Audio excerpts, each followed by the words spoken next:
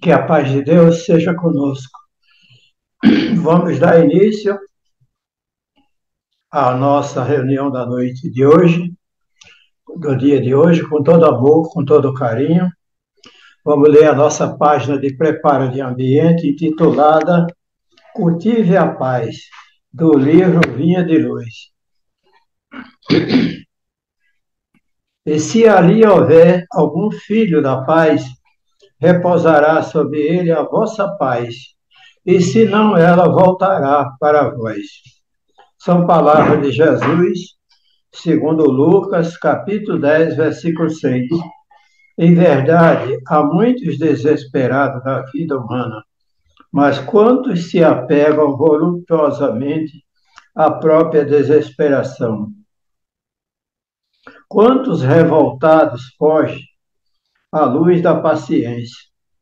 Quantos criminosos choram de dor por lhes ser impossível a consumação dos novos delitos?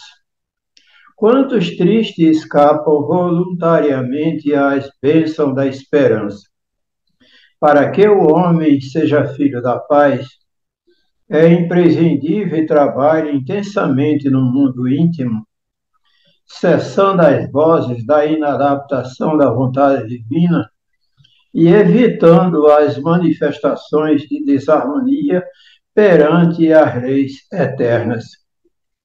Todos rogam a paz no planeta, atormentados de horríveis discórdias, mas raro se faz digno dela. Exige que a tranquilidade resida no mesmo apartamento onde mora o ódio gratuito e os vizinhos reclamam que a esperança tome assento com inconformações e roubam a fé que lhes aprova a ociosidade no campo da necessidade preparação da necessária preparação espiritual. Para a esmagadora maioria dessas criaturas comodistas, a paz legítima é realização muito distante. Em todos os setores da vida, a pregação, a preparação e o mérito devem antecipar o benefício. Ninguém atinge o bem-estar em Cristo sem esforço no bem, sem disciplina elevada de sentimentos, sem iluminação do raciocínio. Antes de sublime edificação, poderá registrar os mais belos discursos, vislumbrar as mais altas perspectivas do plano superior, conviver com os grandes apóstolos da causa da redenção, mas poderão igualmente viver longe da harmonia interior, que constitui a fonte divina e inesgotável da verdadeira felicidade. Porque se o homem ouve a lição da paz cristã, sem o propósito firme de se afeiçoar e da própria recomendação do Senhor, que quem esse bem celestial volte ao núcleo de origem, como intransferível conquista de cada um. E essa página é muito rica de ensinamento, quando ela nos fala que para a gente conquistar a bondade de Deus, é preciso que a gente esteja cultivando já esse sentimento antecipado dentro de nós, essa preocupação sadia, que foi o nosso preparo de ambiente da nossa manhã de hoje, com todo amor, com toda gratidão, do livro Vinha de Luz.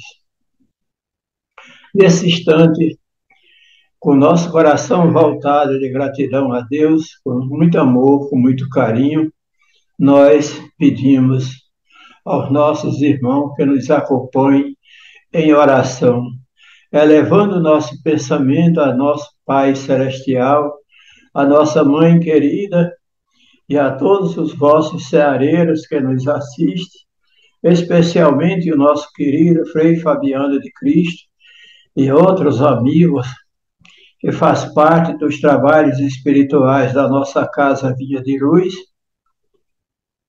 Nós estamos aqui, Jesus, com o nosso coração cheio de gratidão, de amor, de bondade, nos ofertando essa tarefa santificante, que é nos oferecendo para ser instrumento da tua bondade, do teu amor, através da divulgação, através da palavra.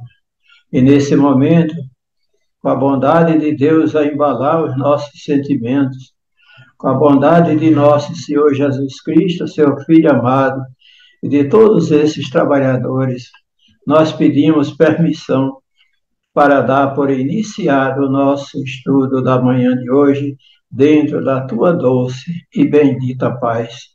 Que assim seja, Jesus. Graças a Deus.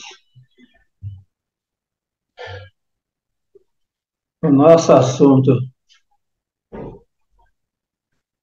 de hoje, nós vamos conversar mais um pouco sobre o Evangelho, capítulo 5, item 27 e 28 do Evangelho. Como ultimamente nós estamos conversando e procurando estimular com todo amor, com todo carinho, a todos os nossos irmãos a estudar o Evangelho. E muitos companheiros estão dentro das casas espíritas, mas não têm aquela devoção, aquele carinho, aquele amor pelo Evangelho, né? Essa semana mesmo, eu encontrei com alguém passando por dificuldade muito grande, totalmente envolvido com sofrimento, com tristeza, e sem ver de perto a importância do Evangelho na sua vida. E nós precisamos, acima de tudo, valorizar essa obra. Foi feito estudo na nossa casa sobre a introdução do livro O Evangelho dessa obra, no sábado, quando a gente falou sobre a importância e o objetivo do Evangelho, que nós vamos estudar a parte moral. Essa parte moral que nós estudamos no Evangelho é o que se refere com relação à nossa vida. Que se a gente abraçasse o Evangelho para contar história, o tempo todo só história, seria uma filosofia de vida que nós estamos, como as outras literaturas qualquer do mundo, né? Mas o Evangelho ele vem para despertar a nossa consciência no caminho do bem, para a gente estudar, como agora há pouco a gente estava estudando, conversando sobre o efeito moral da nossa vida, da nossa imaginação, não é? Se a gente não se conhecer, e o Evangelho ilumina nosso caminho para que a gente se conheça melhor. Conheça melhor, não é um livro de história, é um livro de vida, onde a gente deve abraçá-lo, procurar com todo amor, com todo carinho, vivenciá-lo, ele em nossa vida. Todas as vezes que nós estamos em conflito, quem sofre somos nós.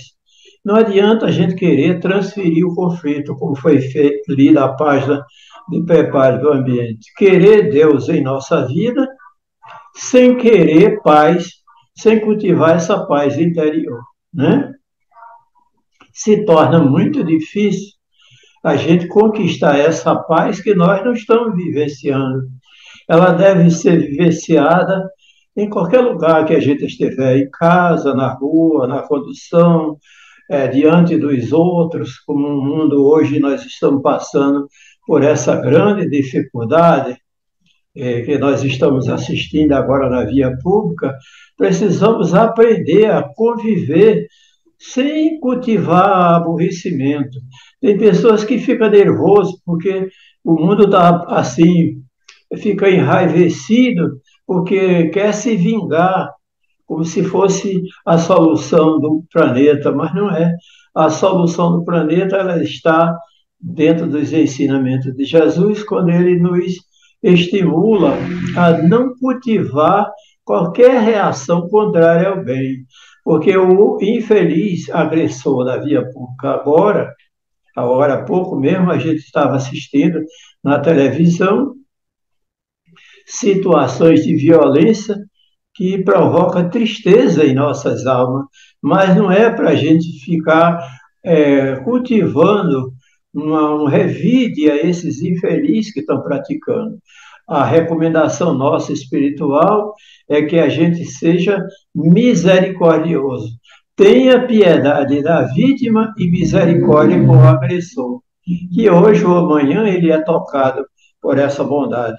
Nós estamos com o Evangelho, com toda essa beleza espiritual, o capítulo 5 do Evangelho, e aonde nos fala sobre bem-aventurados os aflitos.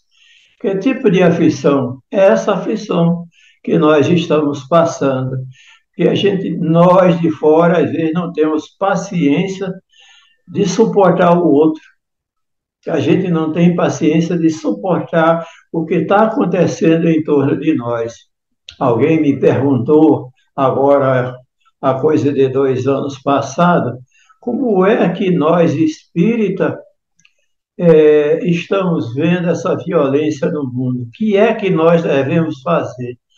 O que nós devemos fazer é aprender a conviver com esse mundo, porque nós estamos dentro dele. E tudo que está acontecendo agora em torno de violência está dentro do plano de vida que nós planejamos reencarnar agora, nesse início de século. Nós estamos reencarnados agora. Estamos vendo o que está acontecendo. Por tudo quanto é lugar do nosso Brasil, agora mesmo esses incêndios que destruiu o Havaí, essa violência em algumas nações africanas, as guerras políticas, religiosas que ainda está acontecendo, nós estamos vendo isso. E nós precisamos manter o nosso coração sereno para ajudar a minimizar essa situação. Não é para a gente se revoltar. Se revoltar não ajuda. A gente faz parte. Né? E o assunto nosso de hoje deve ser por termos as provas do nosso próximo? Por termos as provas do nosso próximo, esse ensinamento ele está falando sobre a compaixão da gente, por nosso grau de evolução, a gente não está preparado para ver os outros sofrerem tanto, né? E às vezes a gente procura uma solução, a melhor solução. Qual seria a melhor solução? Esses dias eu estava ouvindo uma pessoa disse que quando a gente está dentro de um lar insuportável, a melhor solução é a rua. Quando a gente está diante de uma pessoa que a gente não suporta, a melhor solução é se separar. E quando a gente vê uma pessoa agonizante, sofrendo, a melhor solução seria que ele morresse, desencarnasse, né? Mas não é a solução, né? A gente nota. Eu, lá na década de 70, eu assisti uma cena na nossa vida, eu estava ainda namorando a Nelly, quando eu planejei comprar esse terreno que eu morei lá perto da garagem da Oriental, né? E nessa época que eu planejei comprar esse terreno, a pessoa que estava vendendo o terreno foi desenganada pelo médico. O estado dele era de penúria. Eu já não tinha mais solução, de jeito nenhum. E ele era corretor. O escritório dele era lá em Jacarepaguá. E esse rapaz, esse cidadão ainda novo, ele disse assim, eu vou perseverar, né? Quem vê uma pessoa passando por uma prova dessa, com essa condenação de daqui a 90 dias você vai desencarnar, é triste, né? E ele passou os 90 dias e não desencarnou. Em vez de desencarnar, recuperou a saúde, né? Aí a gente fica de fora olhando.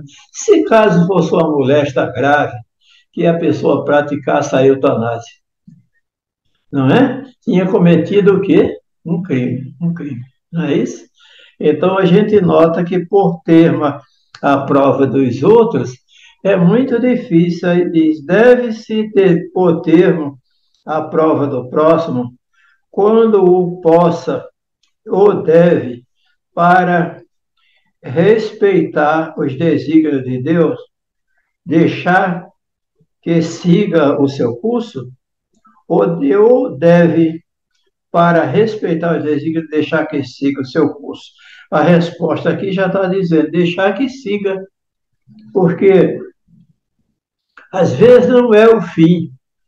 O meu tio, conversando em um desses estudos que a gente fez, sobre um companheiro visitou o leprosário e encontrou um irmão todo dilacerado, os olhos já tapando, o irmão já tinha caído, só aquele estoco na mão podre, se deteriorando, a situação difícil. Aí ele disse, bom dia, Henrique. O nome dele é Henrique. Ele disse, bom dia, como vai? Ele disse, eu vou bem. A única coisa que está me incomodando é que eu estou com um ligeiro resfriado. Quer dizer, não era de laceração. Para nós, para muitas pessoas, era preferível, né? A pessoa, né? Teve um caso que foi relatado também, assisti na televisão, sobre a colônia de rancenismo lá de Jacarepaguá. Uma senhora foi para lá e ficou lá, porque nem os enfermeiros, nem médicos, ninguém queria chegar perto, além do mau cheiro, né? E a gente nota que isso é uma situação de penúria. Quem sabe quanto tempo essa pessoa vai passar? O tempo passou, a mulher ficou morando numa casa individual lá, na colônia, deu assistência a ele, ele sarou, se recuperou. Quer dizer, se a pessoa fosse, com por piedade, ajudar ele a morrer, né? Ia cometer um verdadeiro crime, não é? E a gente já presenciou fatos igual a esse de pessoas. Nós tivemos a nossa família aqui na ilha de Guaratiba, nós tivemos uma criança com pouco tempo de idade, eu não me recordo a idade, se era 1 ano, era 2 anos, que ele teve um problema muito sério e criou um tumor maligno dentro do estômago que fechou ele por dentro, não respirava e nem entrava comida. Aí os médicos pegaram e internaram ele, e todo mundo disse, é preferível a morte do que sofrer tanto, né? A criança com essa idade, e ele foi tratado, os médicos levaram para a cirurgia, tiraram a metade dele com costela e tudo, para poder fazer essa cirurgia. Ele levou algumas horas, parece umas 8, 10 horas, fazendo essa cirurgia. O garoto se recuperou e hoje em dia é pai de família, casado, chefe de família. Quer dizer, a gente aqui de fora, que a gente nota a pessoa desse estado de penúria, né? A gente diz, para que está vivendo desse jeito? Aí aqui está dizendo que a gente deve pôr termo ou deixar a pessoa seguir. Para nós espírita, a solução é deixar, né? Seguir para nós, né?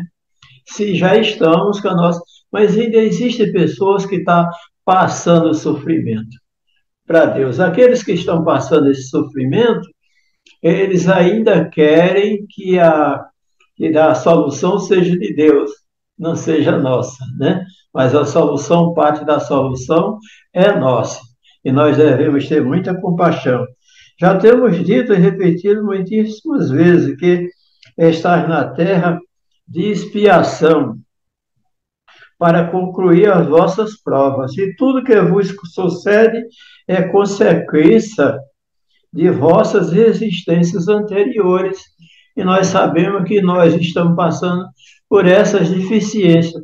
O nosso querido Humberto de Campos e o nosso Manuel Filomeno de Miranda, mesmo ele mostra algumas passagens de pessoas que reencarnaram comprometida, uns sem a visão, outros sem a língua, outros sem os braços, esses que vai para essas colônias, ou essas deficiências, né? E a gente nota que tudo isso são reações, são os juros da dívida que tendes de passar. Esses pensamentos, porém, provocam em certas pessoas reflexões que devem ser combatidas devido aos funestos efeitos que poderia determinar. Tem pessoas que não entendem. Tem gente que diz assim, gente, meu Deus, para que tanto sofrimento? Porque eu não acredito, às vezes está dentro da casa espírita, né? Estudando e contestando, não aceita de jeito nenhum. Para que tanto sofrimento, tanta dor? E a gente nota que isso passa, né? A oração, o poder da oração, os milagres de Maria Santíssima, em vários lugares, como foi em Guadalupe, em Lourdes, em Fátima, em Portugal, pessoas que chegavam na maca, já enganada pelos médicos, né? Feita essa de Alex Carrel, que eu sempre falo, que ele achou que era impossível curar, mas ele disse, não, eu só acredito vendo. Aí ele pegou uma pessoa desenganada pelo médico, quando estava no estado máximo, já para desencarnar daqui a 15 dias, um mês, aí levou para ele assistir. Então, chegou perto da paciente, e assim, dessa altura, coberta, em véspera de estourar, aí perguntou a ela, minha filha, qual é o desejo que você tem na sua vida ainda no estado que você está? Ela disse, o único desejo que eu tenho na minha vida agora é um só.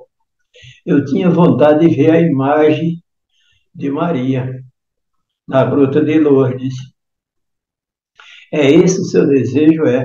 Você aceita que eu te leve lá? Eu disse, se o senhor fizer isso, eu me sinto muito feliz. E ele pegou, convidou ela, botou na carroça e levou para a Gruta de Lourdes. Quando ele chegou lá, era proibido que o médico acompanhasse a paciente. Ele se afastava dela 10 horas antes e só ia se encontrar 12 horas depois do encontro.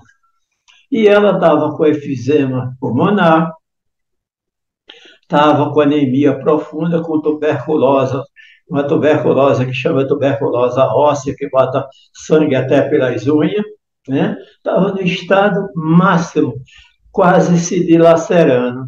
E ela entrou no pátio das curas e ele ficou do lado de fora, naquela grade, olhando. E quando ele nota o lençol que estava cobrindo, baixou. Foi baixando, baixando. Ele disse, não é possível. Eu acho que sou eu que estou desequilibrado.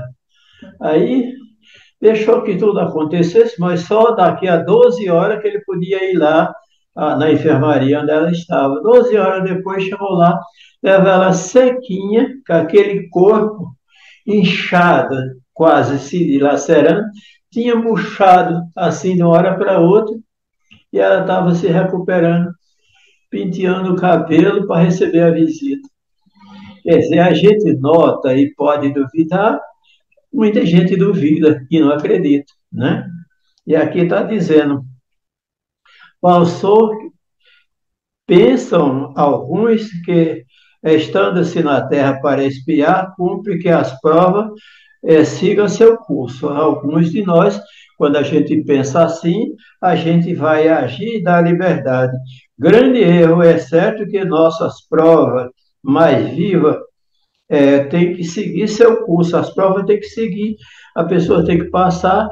Às vezes tem pessoas que levam 5, 6 anos, né, doente, né, em cima da cama, e depois que eu estava, agora há pouco, lembrando do menino, que é o avô desse garoto, que era avô desse garoto também, que ele teve desenganado pelo médico, passando uns 3 meses depois, a gente passou na casa dele, estava trepado na mangueira, cortando os galhos, cortando a mangueira, com serrote na mão. Quer dizer, se a pessoa pega e aplica o remédio, teve uma época, não ireis longe, sabeis que a providência não vos escolheu como entendimento do suplício para agravar o sofrimento. Todos os culpados, como um bálsamo de consolação. E a gente vê que tem pessoas até que se resignam com a doença, né? Arranjam a paz. Eu e a Nelly e a dona Carlota, mãe dela, a gente foi visitar uma companheira nossa em Santa Cruz, que estava no hospital lá em Santa Cruz. E no caminho, elas queriam muito bem a essa moça, e elas começaram no caminho a tecer comentário a ponto de quase chorar, porque estava sem jeito de ir, como chegar lá. Aí eu disse: olha, se vocês vão para levar conforto, não leva tristeza. Aí eu consertei elas duas no caminho. Quando a gente chegou lá, ela estava sentada na cama, esperando, tão feliz. Parecia que não tinha acontecido nada, né, era, filho? A maior alegria da vida delas. Passando uns 4 dias, ela desencarnou. Quer dizer, estava prestes a desencarnar, mas não estava derrotada, estava resignada, né? Isso é importante para todos nós, a gente saber disso. Ajudai-vos, pois sempre mutuamente os vossos respectivas provações. Nós, em vez de a gente tentar atrapalhar, nós devemos procurar um jeito de. Tem pessoas que fazem até oração para abreviar o sofrimento. Até na oração a gente pode errar, né? Eu peço a Deus que abreviar esse sofrimento dessa criatura. Eu já vi pessoas fazer isso. A pessoa está sofrendo demais, não deve. Porque no último instante a pessoa pode acontecer. Feito esse senhor que nos vendeu o terreno, ele estava previsto desencarnar daqui a 60, a 90 dias, 3 meses. Mas daqui a 3 meses ele se recuperou totalmente. Então a gente pode e deve ter paciência. Deus deve, o espírito estar compenetrado de que a sua vida toda tem que ser um ato de amor. Nós espíritas, nós devemos devotar todo o nosso coração, toda a nossa gratidão a Deus, com toda essa beleza espiritual, para, como eu sempre tenho tocado ainda, ontem mesmo eu falei, para a gente manter acesa a nossa chama. Não é para colocar dúvida, não é para a gente colocar dúvida. Eu não posso, eu acho que não vai dar certo, não é possível, não. Nós devemos manter acesa a chama, porque o bálsamo do bem recupera até a doença, como esses casos dessas doenças, né? Recupera até a doença. Pessoas que passam o nosso. Tem um relato na vida de Lucas, que Lucas ia a pé procurando Jesus. Em toda a sua viagem, ele passou por uma estrada e encontrou uma família em pânico, a criatura que tinha desencarnado, essas mortes prematuras, o sofrimento. Aí disseram: nós tivemos uma notícia que o senhor ia passar aqui e que o senhor tem muita fé e não conheceu Jesus, não sabia que era Jesus nem nada. Aí, e a nossa filha está para ser enterrada, morreu. Aí ele foi ver, ela não tinha morrido. Mas ele, com o poder da confiança em Deus, ela recuperou-se no colo dele, né? Mas as famílias todas estavam em pânico e todos derrotados, inclusive preparando a mortalha, né? E a gente vê que tudo é possível, né? Tudo é possível dentro dessa beleza. Não vez, não haveria imenso orgulho por parte do homem em se considerar o direito de, por assim dizer, revirar uma arma para dentro da ferida, que tem muita gente que só falta deixar a arma perto do doente, né? E tem pessoas mesmo que querem se matar, que aí, em vez de ser o eutanásia, é o suicídio, né? aumentar a dose de veneno, como era feito no hospital. E ele tirava a vida das pessoas botando remédio para abreviar o sofrimento e, ao mesmo tempo, ele ganhava o dinheiro da funerária. E a gente nota que toda essa abreviação faz parte da nossa ingratidão e falta de compreensão, né, com Deus. Considerai-vos sempre como instrumento de fazer cessar, aonde quer que estejamos, nós devemos fazer cessar esse sofrimento. Que a nossa presença é esse bálsamo, né? A nossa presença seja esse bálsamo, até na nossa própria vida, né? Se a gente tiver paciência e se resignar com a nossa doença, tem pessoas que se revoltam. Aí entra em pânico, fica desesperado. Não, não devemos entrar em pânico, ficar desesperado, que as coisas são como a paisagem de uma estrada, acontece e passa. A gente tem que ter paciência conosco mesmo, né? Resumindo, todos estáis na terra para espiar, mas todos, sem exceção, deveis esforçar-se para abrandar a expiação. O que a gente puder fazer para abrandar essa expiação, a gente deve fazer. Às vezes é uma pessoa que está sem paciência de suportar. A gente levar uma palavra de conforto, de gratidão, feita essa irmã que a gente visitou em Santa Cruz, a nossa presença, eu fui visitar uma vizinha lá do centro, uma senhora vizinha de consideração por mim. E eu fui no Hospital dos Servidores visitá-la, né? Ela estava no auge, no extremo, né? Cancerosa. E eu visitei, ela sentou-se na cama para me dar atenção, eu me sentei do lado dela, fiquei confortando. Ela disse, seu Marcel, eu não sei lhe explicar, mas de noite tem um médico que vem aqui, me tira da cama e me leva para passear dentro do hospital, para consolar os outros. Ele vai visitar as outras enfermarias e quer que eu vá de companhia. Aí eu me sinto tão feliz, seu Marcelo. E ela estava prestes a desencarnar. Aí, se a gente chegar lá e ficar triste, né? Ajuda a matar, acabar com a vida dela, não é isso? Mas a gente não pode ter essa tristeza, né? Aí é lícito abrandar a vida do doente que sofre sem esperança de cura. Isso é muito, eu estou falando, né? Onde está o agonizante preso em cruéis sofrimentos? Sabe-se que seu estado é desesperador. Será lícito prepare alguns instantes de angústia, apressando-lhe o fim? Não. Quem daria o direito de prejugar os desígnios de Deus? Nós não podemos abreviar sofrimento, porque o espírito aqui na nossa lição, o espírito é lúcido. Tem vez que o agonizante está em cima da cama, mas o espírito às vezes não está nele, está em pé do lado dele, raciocinando, normalmente pensando.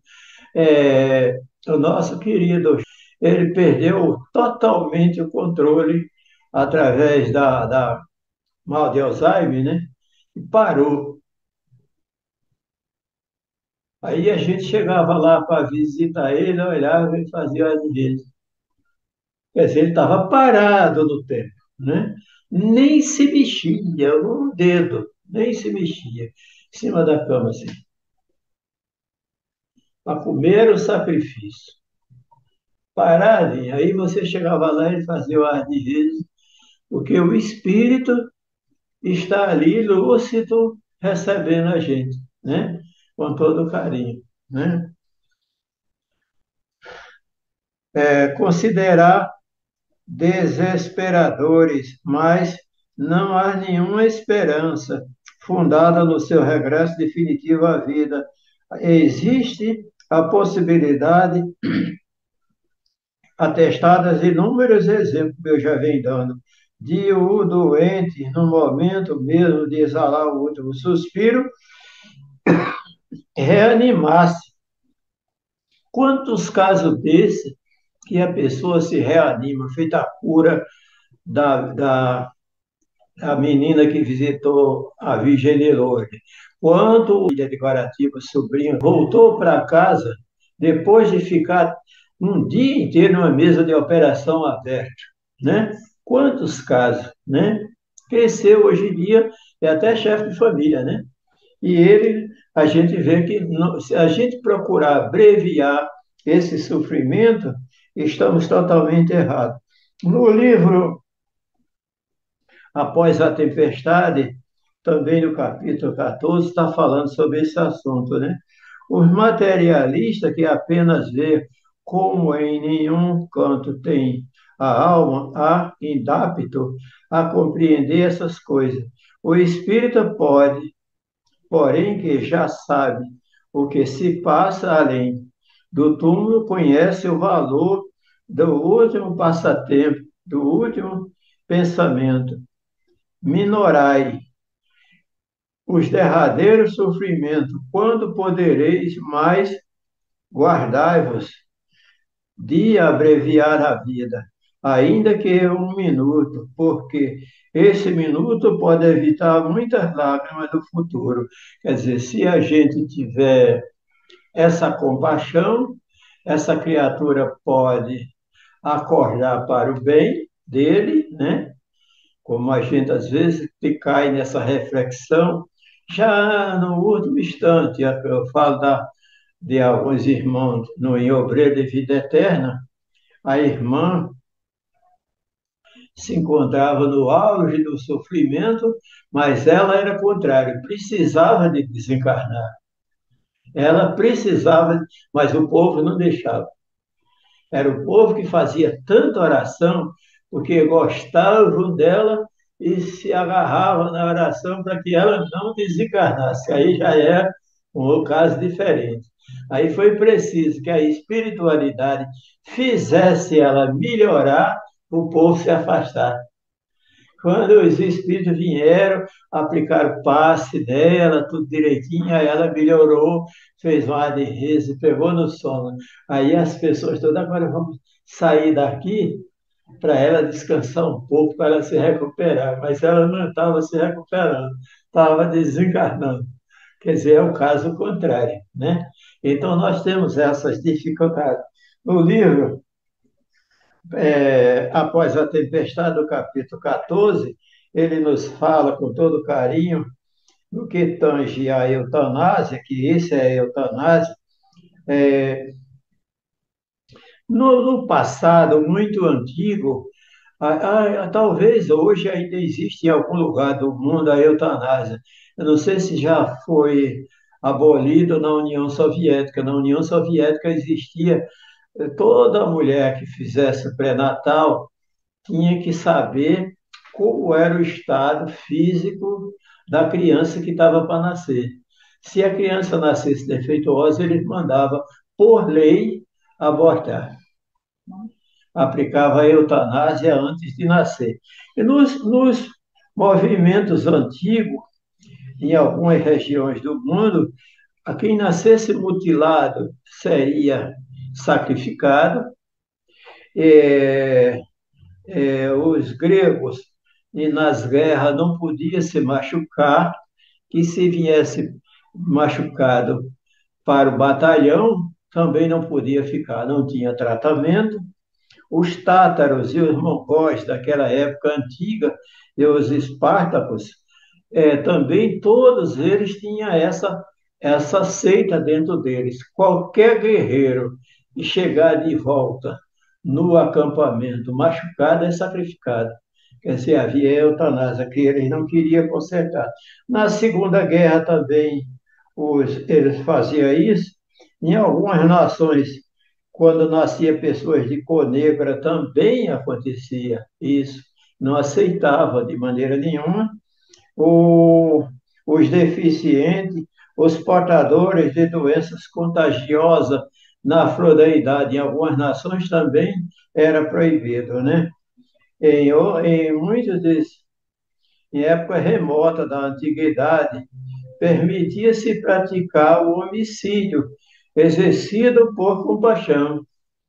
Que esse homicídio, que era um homicídio, né? De qualquer jeito, né? Ninguém permitir a interferência destrutiva ou liberativa para que, por meio da eutanásia, nos casos progressivos e redentores, não tem futuro nenhum. Para nós espíritas, é totalmente perdido, né? Porque nós estamos. Ninguém é dado a apreciar o tempo de vida, abreviar o tempo de vida de um paciente.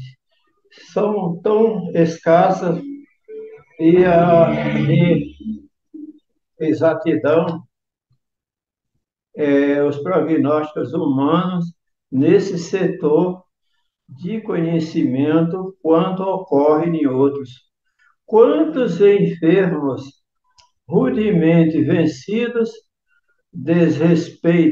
respeitados, recobra a saúde sem aparente razão. E realmente, nós encontramos isso no mundo. Às vezes, pessoas que estão no hospital e, de repente, a gente vê a pessoa voltar, né? Passar até aqui na rua, que se recuperou, né? A gente vê pessoas, fulano passou 6 meses no hospital, né? Quando bem não espera, a pessoa está voltando. Se caso aplicasse a eutanásia, tinha estragado a própria vida, né? E através do desencarne natural é que a gente consegue isso. Nessa obra, Após a Tempestade, nós encontramos no capítulo 14 esse assunto, muito rico de ensinamento, né?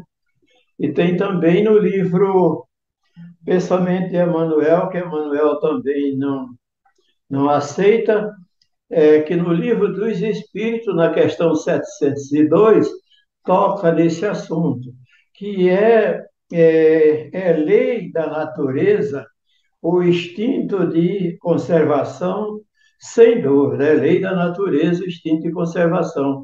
Para todos nós, o trabalho mais importante da nossa vida é respeitar a vida do nosso próximo. É a questão 702 do livro dos Espíritos, né? 799 do livro dos Espíritos. 702 do livro dos Espíritos, que está no capítulo 28 dessa obra de Emmanuel, onde ele fala que considera-se crime. Eutanásia, em suma, é sempre uma forma de homicídio culposo.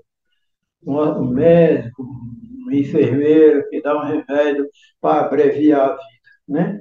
Nós, então, devemos, acima de tudo, com todo amor, com todo carinho, cultivar essa beleza, como nós falamos, através do nosso sentimento de misericórdia e de piedade e respeitar os sofrimentos daqueles que estiver mais próximo de nós, com muita compaixão e com muito carinho. Que Deus nos abençoe. E nesse instante estamos chegando ao término do nosso estudo, com muito amor, com muita gratidão a Deus. Estamos agradecendo de todo o coração por essa manhã florida, por esse dia alegre, por esses momentos de alegria e de júbilo em nossa vida. Que todos que assistiram ao nosso estudo da manhã de hoje, encarnados e desencarnados, devemos pôr em prática esse sentimento de respeito à vida do nosso próximo, de qualquer forma que trabalhar para ajudar a sobrevivência do nosso ente querido e manter acesa a chama da vida de cada coração em volta de cada um de nós. Que todos esses gestos são abençoados por Deus, por nosso Senhor Jesus Cristo. Que a bondade de Deus ilumine todos, por todos os recantos do nosso Rio de Janeiro, por todos esses que estão usando a violência na via pública por todos os que estão sofrendo nos leitos dos hospitais, por alguns amigos que estão passando por provas difíceis. Nós agradecemos a Deus de todo o coração. Estamos aqui, Senhor, prontos para servir, para ajudar, para amparar sempre aonde quer que estejamos. Que Deus nos abençoe e nos ampare hoje, agora e sempre. Assim sendo, em teu nome, em nome de nossa querida Mãe Santíssima, em nome de todos esses nossos ceareiros espirituais, nós pedimos permissão para dar por encerrado o nosso estudo da manhã de hoje, dentro da tua doce e bendita paz. Muito obrigado. Que a paz de Deus seja com todos. Graças a Deus.